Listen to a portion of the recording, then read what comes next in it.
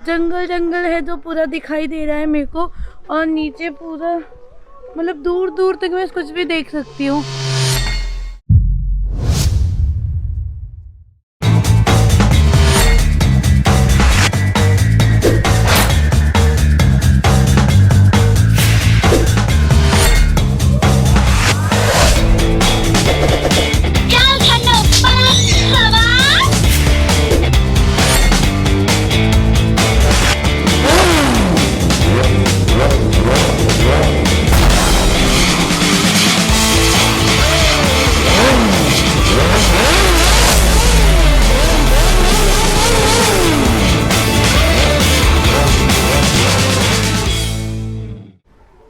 ये है सुपारी काटने वाला, इसको कहते हैं अर्किट्टे, क्या कहते हैं दीदी? अर्किट्टे जो भी है, बहुत थोड़ा अजीब सा नाम है। वाह, मतलब ये बच्चा इधर नहा रहा है, मतलब उसकी मम्मा है, और ये जो दूसरा छोटा बच्चा है वो बैठा है। मेरे को खेलने जाना, मेरे को भागने दो, और वहाँ से पानी आ रहा है। पता चला मेरा रीजन कोंकण से जाने का। यहाँ पे एक अलग एक्सपीरियंस। ये किसान है, इसकी घास की झोपड़ी और उसके कम कपड़ों पर मत जाइए। यह हमारे गांव का एक प्रमुख उत्पादक घटक माना जाता है। गांव के 12 बलूतदार मुखिया और राजा को अनाज देने का काम ये किसान करता था। ये जो चूल्हा है उसे कोंकणी भाषा में पिरसा कहा जाता है। यह हमेशा के लिए जलता रहता रखा जाता था, क्योंकि पहले लाइटर और माचिस नहीं थी। किसान की बीवी को खाना बनाना हो तो यहाँ से 2 छोले लेकर रसोई घर की चूल्हा जलाती। खोईनी है, पहले इसका इस्तेमाल मछलियाँ पकड़ने के लिए किया जाता है। ये गोमाई की पुताई की गई टोकरी है, उसे कोंकणी भाषा में कनगी कहा जाता है। इसका इस्तेमाल अनाज रखने के लिए किया जाता है। इसके अंदर अनाज रखकर ऊपर से चिरपल नाम के फल डालकर बाहर से गोमाई की पुताई की जाती है, यानी कि अंदर का अनाज 2 या 3 साल तक अच्छा रहता है। ये इरला है, पहला इसका इस्तेमाल बारिश में छाते की तरह किया जाता है। यहाँ पर कोकण का त्योहार दिखाया है गौरी गणेश जी। ये कुंभार है, मिट्टी के संबंधित सभी चीजें बनाने का काम ये कुंभार करता था। गणेश जी के त्योहार में गणेश जी की मूर्तियाँ बनाना, गर्मियों में मटकी बनाना और दीपावली में दिए बनाने का काम ये कुंभार करता था। ये जो सफेद रंग वाला मटका है वो माड़ी निकालने का मटका है। कोंकण में नारियल के पेड़ बहुत होते हैं। उसे नारियल आने से पहले एक पोय आती है, उसे आधा काटा जाता है और बाहर के गुड़हन के पत्ते रगड़कर लगाए जाते हैं। वो पत्ते अंदर में से माड़ी खींच लेती है और ये बुनबुन आने वाली माड़ी इस मटके में इकट्ठा की जाती है। काल के अनुसार 12 बलूतीदार के व्यवसाय नष्ट हो गए, लेकिन माड़ी निकालने का व्यवसाय अभी भी चल रहा है। ये अभी भी ओरिजिनल ज्वेलरी है या नकली है? अच्छा, असली रखनी चाहिए ना। अभी काम चालू है। अच्छा, काम स्टार्ट कर रहे हो? तो मतलब फिर असली रखोगे, मतलब मैं नेक्स्ट टाइम आ सकती हूँ लेने के लिए? ऊपर आपके लिए मिलेगा, मोती का वगैरह सामान मिलेगा।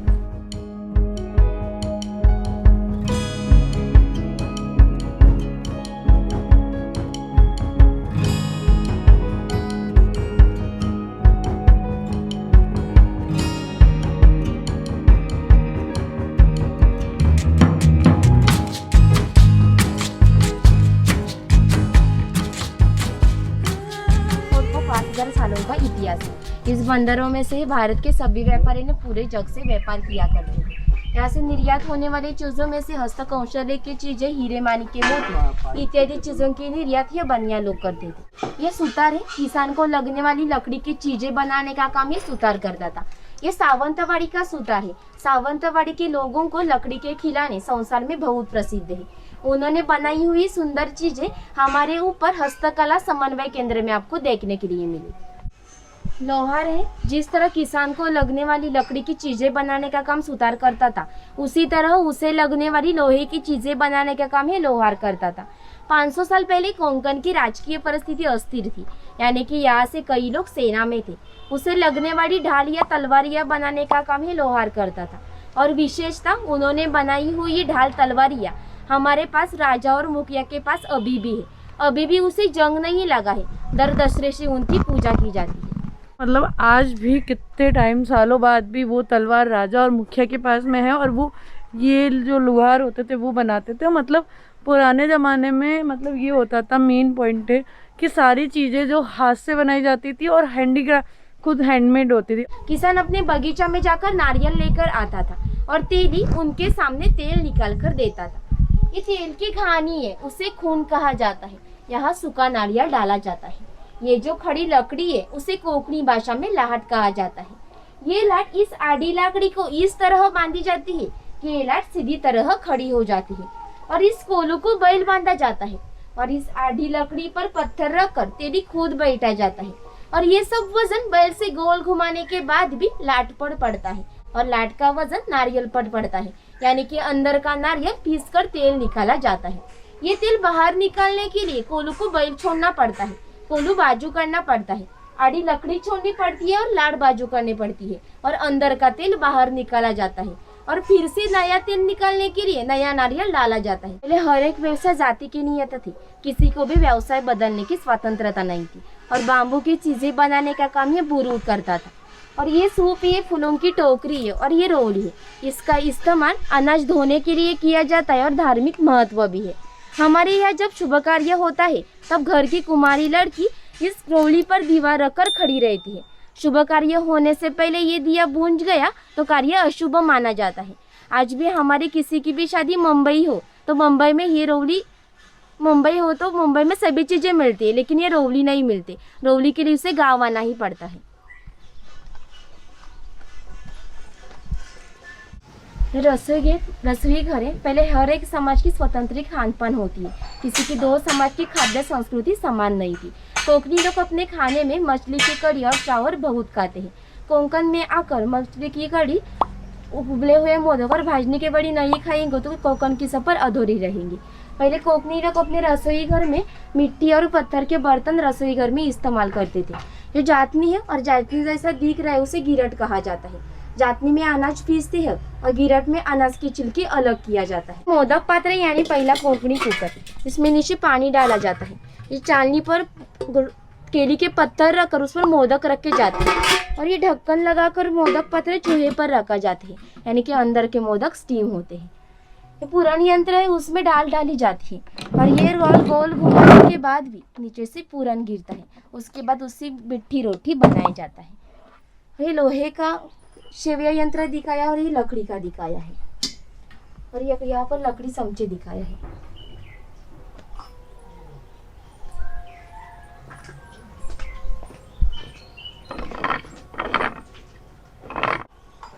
चूड़ी वाला है। काल के अनुसार 12 बलूतदार हर एक के घर घर में जाकर अपनी अपनी सेवा देते थे। इसी तरह ये चूड़ी वाला इस लड़की के घर आया है। इस लड़की का घर है। पहले कोंकण में लड़की की शादी 8 या 10 साल में होती थी, तब ये चूड़ी वाला इस लड़की को बिना मूल्य चूड़ी चढ़ाता था। जब इस लड़की की शादी होती है तब लड़की के पिताजी ये चूड़ी वाले को एक छोटे का सोने का गहना देता था, उतनी ही उनकी विदागी होती थी। ये पनगढ़ है, लाइक पानी भरने आते थे पहले लोग यहाँ पे, तो ये वो जगह है।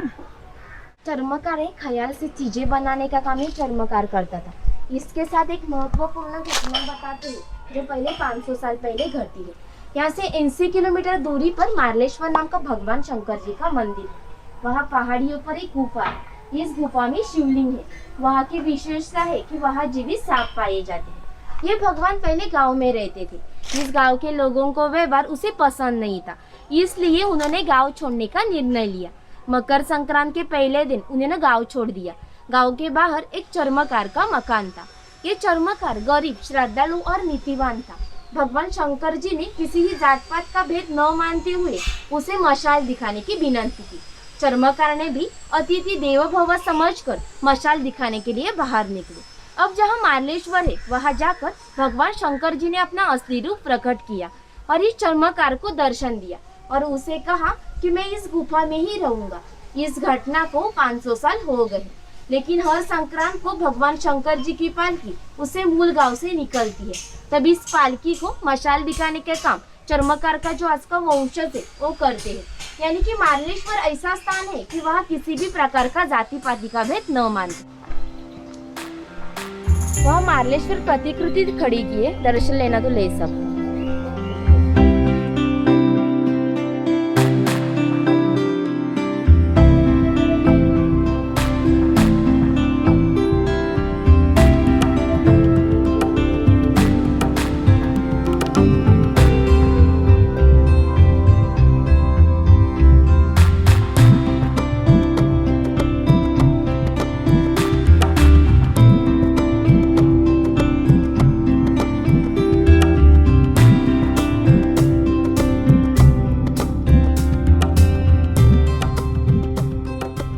ये धनगर है। धनगर इस शब्द का अर्थ है जिसके पास बहुत धन संपत्ति होती है। पहले ये धनगर समाज इतनी दुर्गम पहाड़ियों पर रहते थे कि उनका यहाँ से पहला बस स्टॉप भी 10 या 12 किलोमीटर दूरी पर होता था।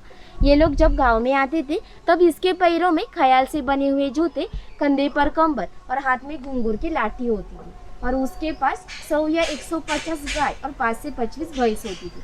पहले गाय भैंस की कीमत 8 या 10 हज़ार में जाती थी और इस सबको बेचना चाहे तो इसकी कीमत कई लाखों में जाती थी। इतना धनवान आदमी ये धनगर था। कोकनी लोगों की रहन सीधी होने के कारण इनकी रहन भी ऐसी सीधी थी। ये बकरी है और ये बकरी का मकान है। जंगली जानवरों से बचाने के लिए ऐसी ऊंचाई पर बांधी जाती है। ये कत्ता भट्टी है। कत्ता तैयार करने के लिए इस पेड़ को पूरा काटा जाता है। इसे अंदर जो रेड रंग वाला हिस्सा होता है उसे छोटे छोटे पीस किए जाते हैं। ये पीस पहले 4 मटकों में पानी के साथ उबाले जाते हैं और पहले 4 मटके में उबालने के बाद भी 5वें मटके में विशिष्ट घंटों में उबाला जाता है। उसके निकाल कर छाया में सुखाया जाता है। यानी कि इस कत्ता तैयार करने के लिए 3 या 4 महीने लगते हैं। ये मचान है। पहला इसका इस्तेमाल हॉल स्टोवर के लिए किया जाता है। इस मचान से 10 या 12 किलोमीटर दूरी पर भू प्रदेश दिखाई देता है। जाना है तो जा सकते हैं। सो मैं एक रिस्क लेके मसान पे चढ़ने जा रही हूँ ऊपर, क्योंकि ये ज़्यादा स्ट्रॉन्ग नहीं बना हुआ है। तो देखते हैं वहाँ से इसका व्यू कैसा आता है। उन्होंने बोला आप जा सकते हो, तो ओके। मैं चढ़ते वक्त बहुत मतलब इसकी जो है बहुत इजीली चढ़ रही हूँ, पर वापस नीचे उतरते मुझे नहीं पता कैसा क्या होने वाला है। मैं चढ़ गई हूँ मसान पे और यहाँ से पूरा का पूरा जंगल जंगल है जो पूरा दिखाई दे रहा है मेरे को। और नीचे पूरा मतलब दूर दूर तक मैं कुछ भी देख सकती हूँ। और वापस जो मुझे जाना है वो इस रास्ते से जाना है। इजीली ऊपर चली गई थी, बट अब वापस नीचे उतरते हुए मुझे बहुत सोच समझ के ना पड़ेगा, क्योंकि ये जो रास्ता है वो बड़ा पेचीदा रास्ता है।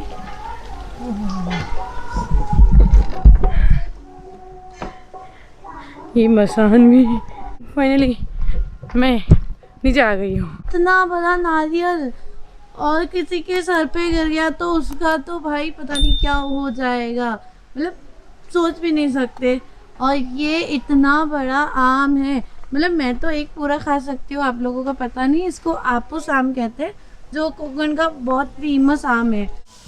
ये एक जयगढ़ नाम से शायद कोई फूड वगैरह है, उसका प्रॉपर पूरा मैप बना हुआ है। सो दोस्तों, यहाँ पे गांव की सीमा समाप्त होती है। यहाँ के बाद में दूसरा गांव स्टार्ट हो जाता है, तो हम उस गांव में नहीं जाने वाले हैं। मैं नहीं एंट्री कर रही उस गांव में। फाइनली हमने एक गांव पूरा का पूरा घूम लिया है। इनफ है, बहुत है, इतना मैंने देख लिया पूरा। नेक्स्ट गांव में नेक्स्ट टाइम आएंगे तब जाएंगे। बड़ा बहुत है, बहुत लेट हो जाना है। अब गांव घूमते घूमते 10 से 15 दिन लग जाना है मेरे को। पूरा म्यूजियम देखने के बाद में अब मैं जा रही हूँ वापस बाहर की तरफ, मतलब बाहर आउटसाइड। तो वहाँ से अब मैं फिर जाने वाली हूँ फिर नई जगह पे घूमी करने।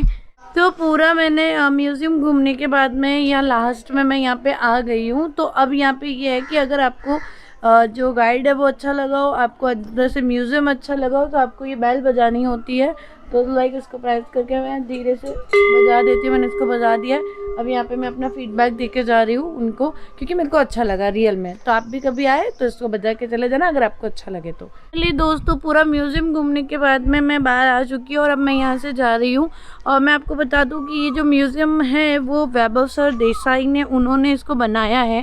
तो मैं एक ही चीज़ बोलना चाहूँगी, जो भी इस कोकण वाले रास्ते पे आता है या गणपति राव फुले घूमने आ रहा है, उसको ये जगह विज़िट करनी चाहिए।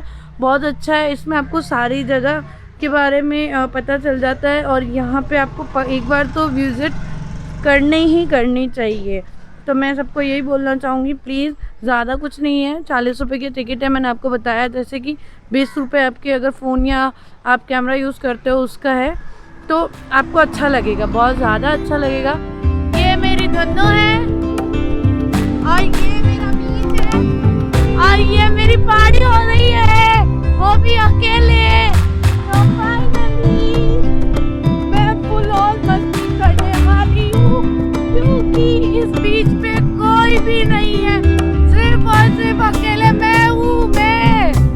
दोस्तों, मैं बताना चाहती हूँ आपको कि बहुत ज़्यादा मज़ा आ रहा है मेरे को। मैं बहुत ज़्यादा एंजॉय कर रही हूँ। ऐसे मतलब आपको बीचेस देखने को बहुत सारे मिल जाएंगे, कोई कमी नहीं है, बहुत सारी जगहों पे आपको मिल जाएंगे।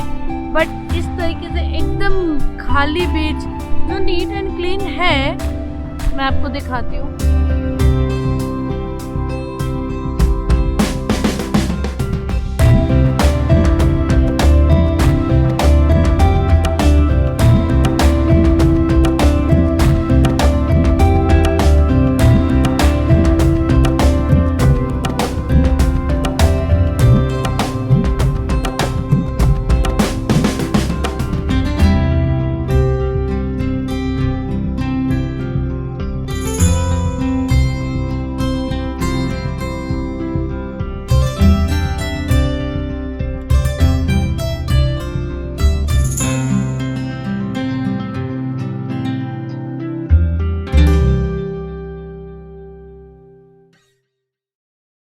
ये आम है और ये जस्ट सामने जितने भी आपको पेड़ पौधे दिख रहे हैं ये सारे के सारे आम के बाग है।